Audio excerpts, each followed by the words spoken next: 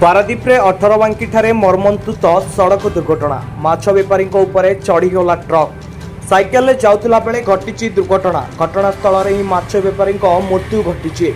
मृतक जनक हेले बालीजरा बस्तीर महेंद्र जेना। आज छाड़ खाई महेंद्र बालीप्लॉटरू माछ किणी व्यवसाय करने बालीजरा कॉलोनी को जाउथिला बेले 18 बांकी निकट में एक ट्रक तांकु धक्का देथिला। फल घटनास्थल में तांकर मृत्यु होइतिला।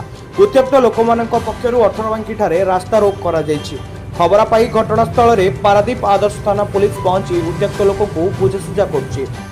मो ना अलका बेहरा, मामू ना हूँ महेंद्र जेना। सी आज को पारादीप रही आस 20-25 वर्ष है रही माछ बेपार कर गुजराट मेंटेन करती।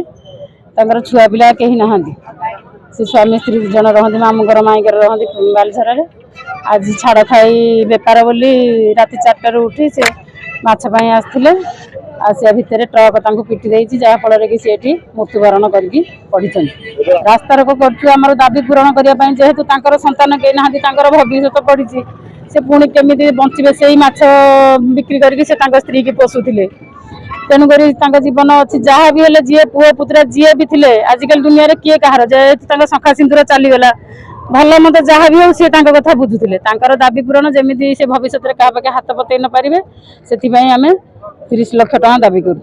सुरेश चंद्र बराड़ रास्तार लोक हबार कारण हूँ आज आम बालीजरा बस्तीर एक साधारण गरीब मत्स्य व्यवसायी माछ व्यवसाय करने माछ कि जाऊला समय रास्ता ट्रक बाड़े मृत्यु हो जाती। बालीजरा बस्ती बासिंदा आम ये समस्त उपस्थित होइछु उपयुक्त न्याय पाइबापी क्षति पूरण गवर्नमेंट तरफ पाइबापी ये जो रास्ता नो एंट्री नो पार्किंग इठी कौन प्रकार कार्य करू ना। सका 6टार दिन 8टा पर्यंत स्कूल पिलांकर यातायात से समय नो एंट्री रहा दरकार। रोड साइड रे पार्किंग न हवा दरकार। एप्रति कौन प्रकार सरकार प्रशासन निघा ना कि लक्ष्य ना से आम मैंने सरकार निवेदन करुचु ये नो पार्किंग एवं नो एंट्री यहाँ को ठीक भाव कार्यकारी करा जाऊ। दुर्घटना प्रति मासरे मिनिमम 10 ରୁ 20 दुर्घटना घटुची।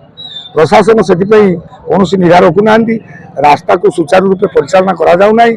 रास्ता रे सब गाड़ी ही पार्किंग ही रोची। एंट्री नो एंट्री कौन प्रकार ये कार्यकारी करा जाऊ नहीं।